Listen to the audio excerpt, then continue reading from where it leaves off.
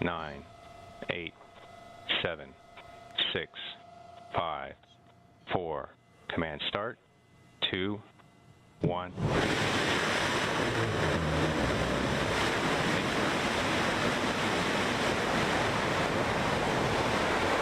liftoff. New Shepard has cleared the tower.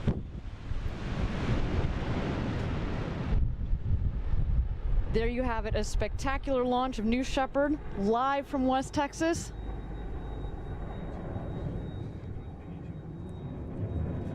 All right, so hold on. Coming up here around 44, 45 seconds is when we'll see our escape.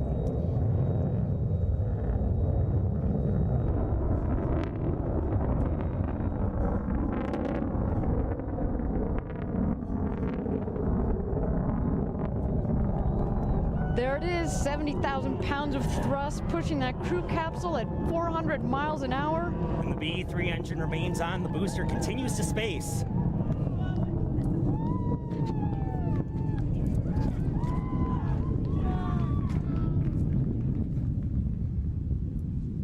There it is, a clean firing in the solid rocket motor. The drogues are out on the crew capsule. Those mains should follow shortly. The booster remains nominal. It's at 39,000 feet and climbing.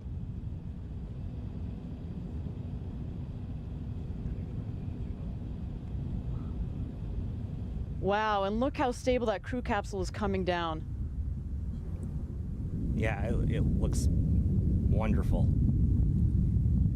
Again, Nice it was a stable. clean fire of the solid rocket motor. We're waiting here for the mains to come out. Again, the purpose of this test is to make sure that that crew capsule escapes, and it looks like things are going well for right now. Booster is at 85,000 feet and climbing. But Phil, there goes your beautiful booster up towards space. It looks like it also clean firing of our BE-3 engine. Absolutely. 110,000 pounds of thrust.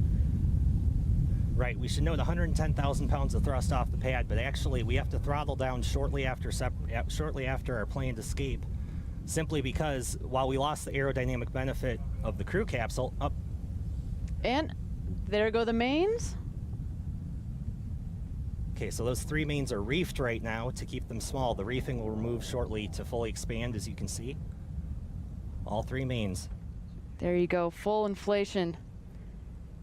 Phil, as a reminder, we also have that retro thrust system on the bottom of the crew capsule to make sure that the touchdown is even smoother for our astronauts. That's right. For just as a reminder, that's also going to kick up quite a bit of dust out here in Texas. We've heard it looks, again, looks a bit sporty, but really it's actually just creating an even softer landing for our astronauts here. It's going to come down at just about 3 miles an hour by the time it touches down.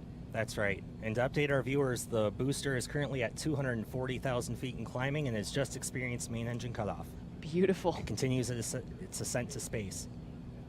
Like I was mentioning earlier, we actually have to throttle down the engine as soon as the escape happens, because what happens is, while you lost the aerodynamic benefit of the capsule, you also lost 8,000 pounds. And so if we kept going with our full propellant load at full thrust, we'd actually overboost and go even deeper into space.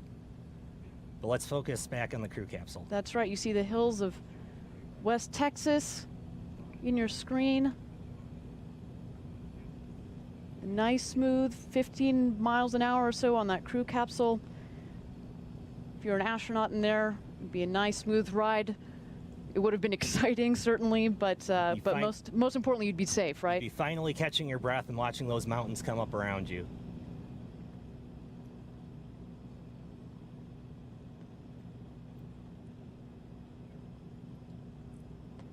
And touchdown of the New Shepard crew capsule. From what we can tell, that was a nominal in-flight test of our escape system. And again, all astronauts on board would have had a pretty exhilarating ride, but a safe ride. Absolutely. Now that is a robust system, Phil. Absolutely. All right, so the booster has just passed apogee and it's beginning its re-entry. So you can see the speed is picking up quickly. We've got about a minute until we hit our re-entry. Apogee, of course, is the the maximum altitude of the rocket. So its vertical velocity went to 0, and now it's re-entering the atmosphere.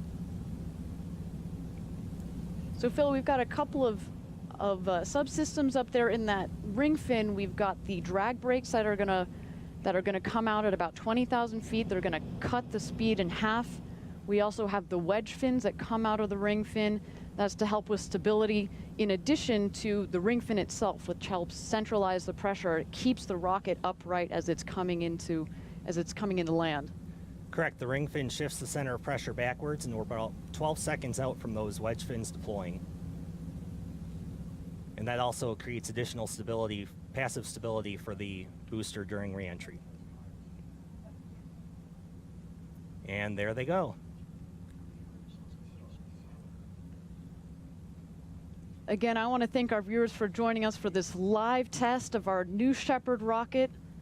So far, it's been a successful test of the in-flight escape system, and we're just waiting for our booster to come down for, fingers crossed, what we hope to be the 5th landing of this exact same booster.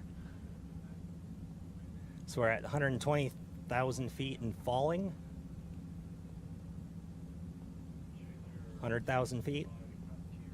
Now the sequence will be really quick here. The drag brakes will deploy, and shortly after that the BE-3 will restart. And we'll wait for that smooth, gentle descent onto the pad.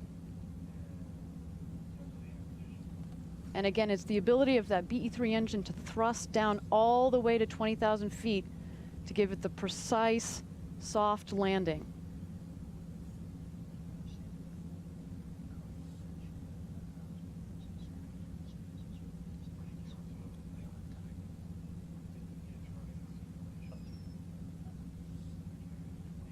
All right, so drag brakes are fully deployed. Let's wait for that BE-3 engine to fire.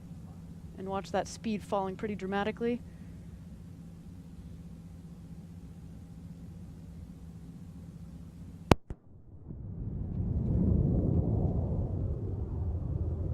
There she goes. Look at that. Nice and stable. Landing gear deploying. There you go. The booster's landing. That tail fire is got set it short. Beautiful. Wow. There it is. Touchdown.